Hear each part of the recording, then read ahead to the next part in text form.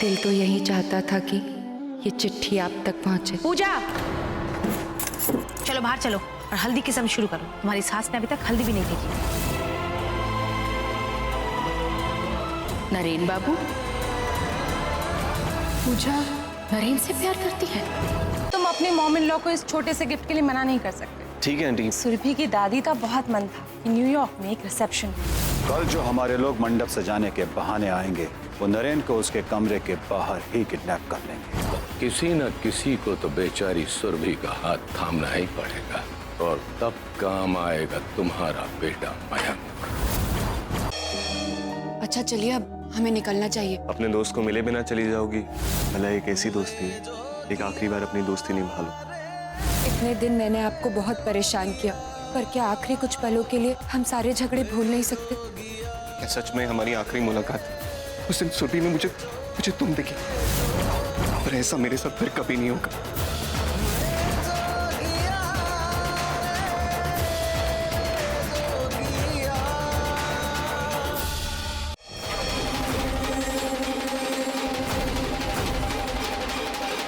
देखो क्यों? शेखर, शेखर, ये अचानक लाइट कैसे चली गई? भाई आओ ना तुम। हुआ क्या है राहुल? पूजा जी की शादी रुकी हुई है।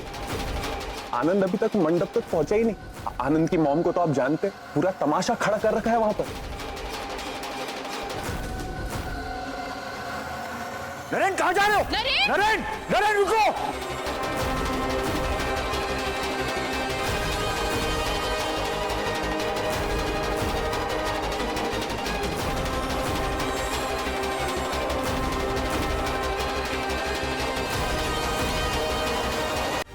एक तुम्हारी कमी थी। अब क्या करने आए हो? मेरे बेटे का तमाशा देखने आए हो? आपके बेटे के मौत का तमाशा तो आप बना रही है मैम। जो हुआ बहुत बुरा हुआ कि जिस दर्द से आप गुजर रही हैं, पूजा भी तो उसी दर्द से गुजर रही है ना। पर आप सब आनंद की मौत का जिम्मेदार इस अकेली लड़की को कैसे ठहरा सकते हैं? और अगर सवाल करना ही है तो फिर ईश्वर से कीजिए, जिसने इतनी बड़ी नाइंसाफी की।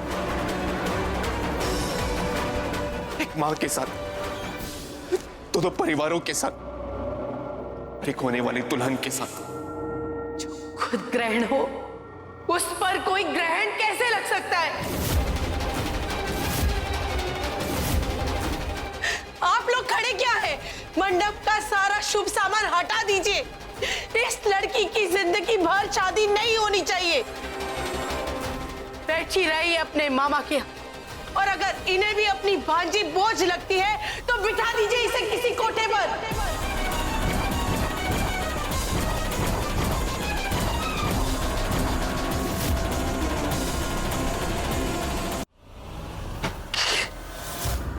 क्या बदतमीजी है राहुल? बदतमीजी नहीं है गुरुजी, ये तो अभी शुरुआत है। पर आपने मुझे डिसअपॉइंट किया गुरुजी। आपको तो मैंने मंझा हुआ खिलाड़ी समझा था। कच्चे दिखते, एक मैच ठीक से फिक्स नहीं कर पाए। कहां आप और बंधु मेरी बैंड बजाने निकले थे, और कहां आपके लाडले मयंक की बारात निकल गई। अरे शायद आपको पता ना हो, अपने लाडले मयंक ने जेल में सीट बुक करा ली है। अरे कांग्रेचुलेशंस। अरे हाथ नहीं मिलाओगे? अरे आफ्टर ऑल पूजा जी के होने वाले हस्बैंड की जान ली है। हाँ, अपने लाडले मयंक ने जान ली है। पर बहुत बुरा हुआ सबके साथ, आनंद के साथ, मयंक के साथ, और अब आपके और बंधु के साथ। वाह वाह, क्या खानदान है। एक लड़का जलील करके भाग जाता है तो घर का दूसरा लड़का मरहम लगाने की बात करता है। वाह। और राहुल, ऐसा कौन सा मरहम है तुम्हारे पास जिससे मेरी बेटी की आंसू की भरपाई हो, जिससे मेरी बेटी का दुख कम हो सके? यश,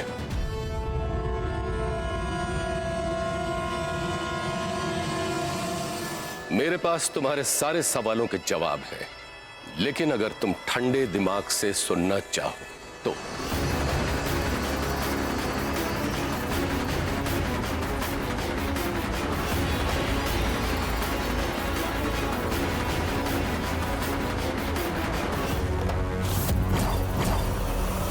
तूने मुझसे मेरा बेटा छीना है।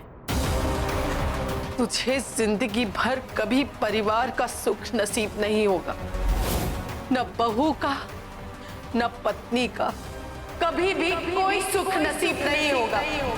ये एक माँ की आह है। नहीं मैम, पूजा को पत्नी का, बहू का हर सुख मिलेगा। बिना सोचे समझे आपने ये क्या कर दिया नरेन बाबू? आपको सुरभि के बारे में तो सोचना चाहिए था। वो वहां मंडप पर आपका इंतजार कर रही है। आपने तो उसकी पूरी जिंदगी ही बर्बाद कर दी। तो फिर क्या तुम्हारी जिंदगी बर्बाद होने देता? कैसे कैसे नाम दे रहे थे वो लोग तुम्हें, चुपचाप सुन लेता। पूजा, मैं ये नहीं कह रहा कि जो भी हुआ वो सही हो। सुरभि का गुनहगार मैं खुद हूं, और वो मुझे जो सजा देना चाहे दे सकती है। नहीं नरेन बाबू, कोई भी सजा उसका दुख दूर नहीं कर सकती। और मैं भी पूरी जिंदगी इस बोझ के साथ नहीं जी सकती कि मैंने किसी और का अधिकार छीना। अब ये सारी फालतू बातों का वक्त नहीं रहा। नरेन बाबू ने तुम्हारी मांग भर दी और हमने भी मान लिया है, तुम्हारा कन्यादान हो चुका। लेकिन मामी नहीं पूजा, अब तुम्हारे भाग नरेन बाबू के भाग के साथ जुड़ गए हैं। अब इस घर से तुम्हारी डोली उठी तो तुम बस अर्थी पर ही लौट सकती हो। लेकिन मामी, मैं किस मुंह से उस घर में पैर रखूंगी? हरी सर और सुप्रिया मैम से नजरें नहीं मिला पाऊंगी मैं। मामा जिंदगी भर घर के किसी कोने में पड़ी रहूंगी। प्लीज मुझे इस घर से मत भेजिए।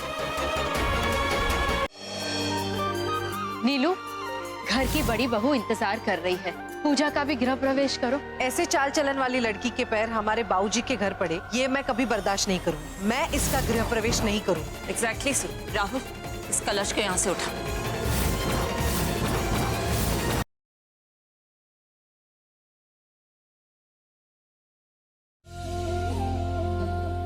आज रात से पहले जितने भी काम है ना, सब निपटा लो, क्योंकि आज रात को मैं तुम्हारे इन होठों को ना कुछ बोलने नहीं दूंगा।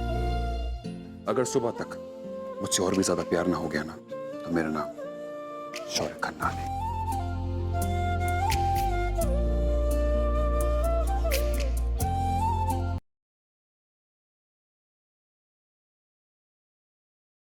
प्रिंसिपल सर का फोन आया था, कह रहे थे कि तेजस्वी ने पूरे गुजरात में टॉप किया है, इसलिए कॉलेज की तरफ से उसे इनाम दे रहे, और वो चाहते हैं कि अपनी बेटी की कामयाबी में मैं भी उसका हिस्सा बनूं। खास मेहमान का स्वागत करना चाहता हूं, जो है इस कॉलेज के कर्ता धर्ता श्री धर्म सिंह राठौर जी।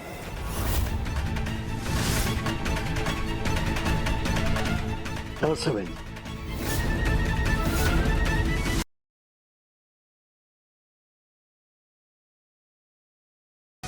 नागेश सेठ पिछली हार के बाद चुप बैठा है। इसका एक ही मतलब है कि वो किसी बड़े प्रहार की तलाश में है। राघव जी, अपने पहरेदारों से कहकर पहरेदारी बढ़वा दो। अब नागेश की हर वार का बदला हम देंगे उसे। मुझे यकीन है इस बार उसका वार और भी खतरनाक हो सकता है। उसके बेटे से भी सचेत रहना होगा हमें। सांप का बेटा है, सपोला ही होगा वो। लेकिन अब बस मैं देवसू के किसी भी व्यक्ति को आँच नहीं आने दूंगी।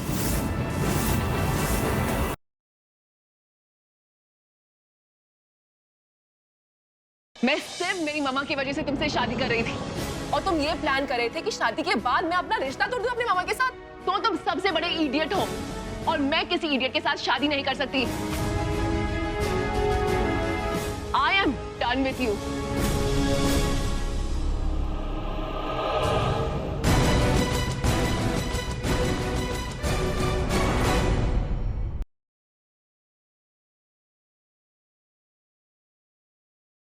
हमारा गला दबाओगी?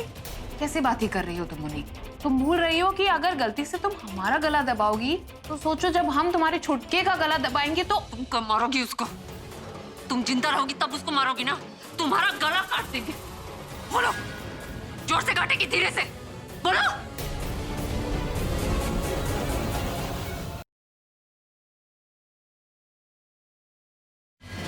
ईशा तो आज मरेगी ही, और उसके साथ साथ मेरा राज भी। लेकिन जानवी, तुम्हें भी इस दुनिया को अलविदा कहना ही होगा।